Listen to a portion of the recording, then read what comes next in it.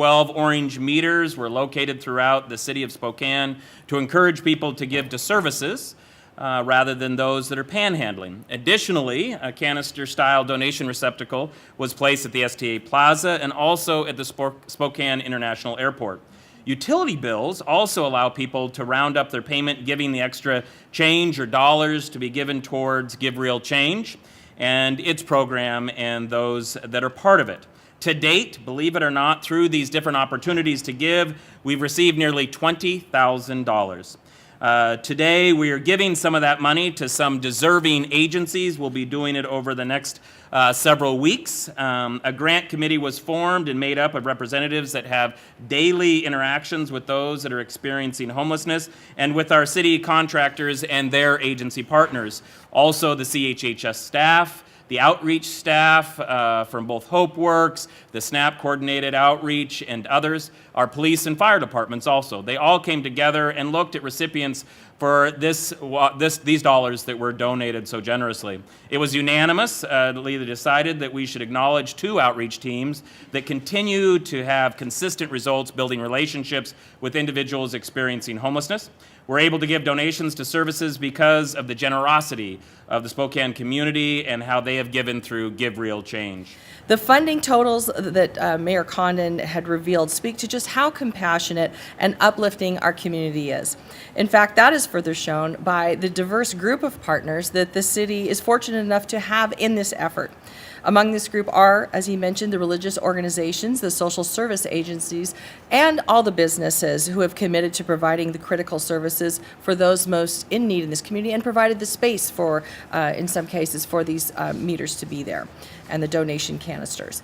This campaign helped fund some of the most essential services needed in our quest to end homelessness.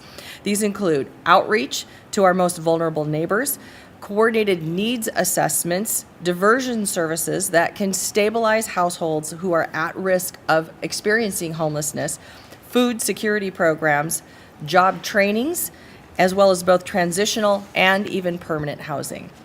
So one of the concerns that we from a law enforcement perspective have with those who their hearts are in the right place, but they want to give to these panhandlers, what we're seeing with the police department is we're seeing these folks are stepping out into the street, and not only are they exposing themselves to great danger, but they're also leading to issues of frustration and road rage from the folks that are behind them. I personally witnessed some folks who their heart is absolutely in the right place and they want to give the panhandlers, but I've also witnessed the danger to that panhandler being on a road that has multiple 5,000-pound vehicles on the roadway, as well as the just the frustration that's involved in that. So I would just ask the community, please donate to one of these programs. In addition to it being safer for everyone involved, these programs can also leverage that money, so that $20 that they may be given to that individual on the street can be leveraged by these organizations to 2 to 3 times what the value is for that panhandler as well. So I just want to encourage folks, please use these institutions. Thank you.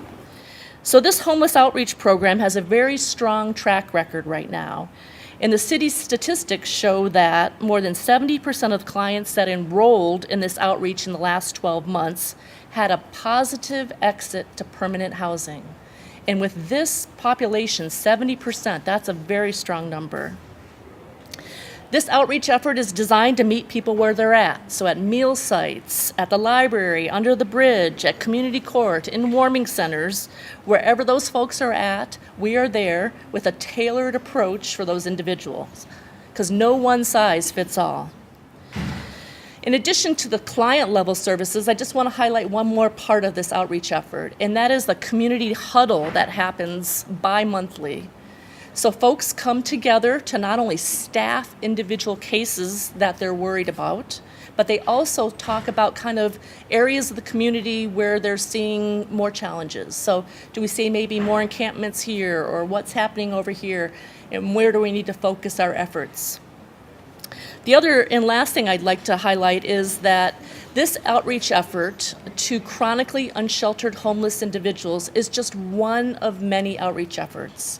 There are outreach efforts specifically targeted towards veterans, to folks with chronic health conditions, and a number of other specialty areas as well.